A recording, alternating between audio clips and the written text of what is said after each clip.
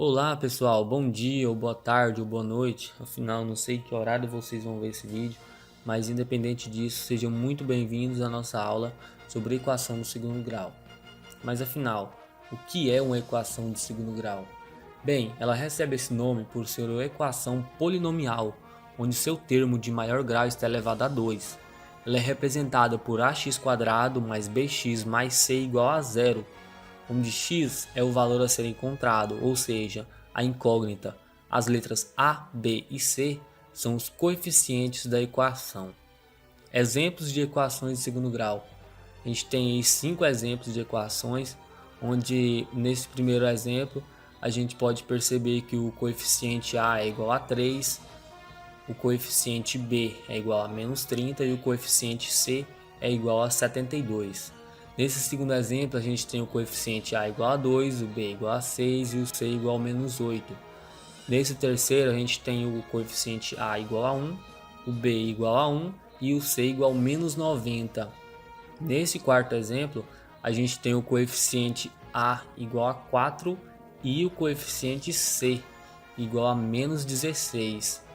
Neste quinto exemplo, a gente tem o coeficiente A igual a 1 e o coeficiente B igual a menos 3. Vocês perceberam que estão faltando alguns coeficientes nessas últimas, né? Na quarta está faltando o coeficiente B e na quinta está faltando o coeficiente C. Bem, isso se deve ao fato de existirem equações completas e existirem equações incompletas. As equações completas, elas são aquelas que apresentam todos os coeficientes, ou seja, A, B e C. Todos eles são diferentes de zero. Por exemplo, aí na equação x² mais 3x menos 4 igual a zero, ela é completa, pois todos os coeficientes são diferentes de zero. O A igual a 1, o B igual a 3 e o C igual a menos 4. E uma equação incompleta. Bem, a equação incompleta, ela apresenta o B igual a zero, ou C igual a zero, ou B igual a C igual a zero. Por exemplo, nessa equação x² menos 16 igual a zero, o A igual a 1, o B é igual a zero e o C vale menos 16. Nesta outra, a gente tem o A igual a 1, o B igual a menos 3 e o C igual a zero. Ou até mesmo nessa terceira exemplo aí, que a gente tem apenas o coeficiente A sendo igual a 15. Os coeficientes B e C são iguais a zero. Tá bom, agora eu já sei o que é uma equação do segundo grau, sei que ela pode ser completa ou incompleta, mas como que eu calculo isso? Para resolver uma equação do segundo grau, deve-se encontrar valores reais da incógnita x que tornam essa equação verdadeira. Esses valores recebem o nome de raízes da equação, e essas raízes são encontradas facilmente por meio da utilização da fórmula de Bhaskara. A fórmula de Bhaskara é a técnica mais usada para resolver equações do segundo grau, pois por meio dela é possível resolver qualquer tipo de equação, seja completa ou incompleta. Essa é a fórmula de Bhaskara que vocês estão vendo aí.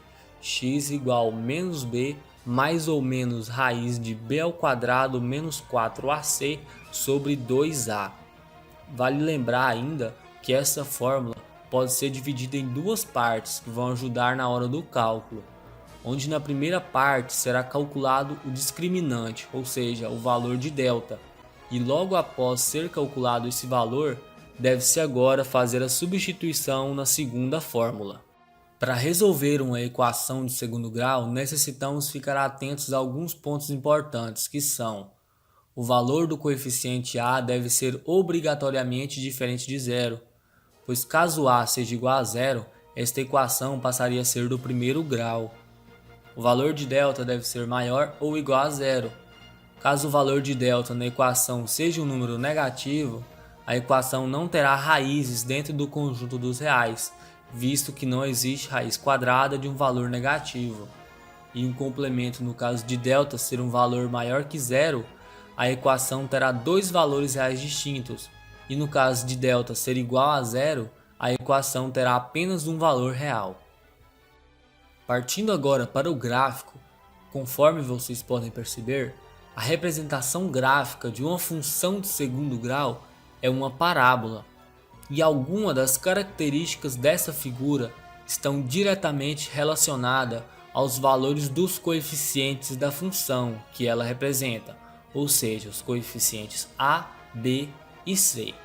No caso, o coeficiente a é usado para indicar a concavidade da parábola, da seguinte forma: se a maior que zero, a concavidade da parábola é voltada para cima.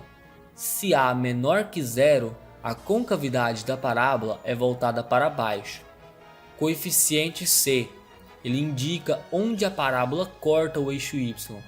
Nesta função, y igual 2x² menos 4x mais 1, a gente percebe que c é igual a 1.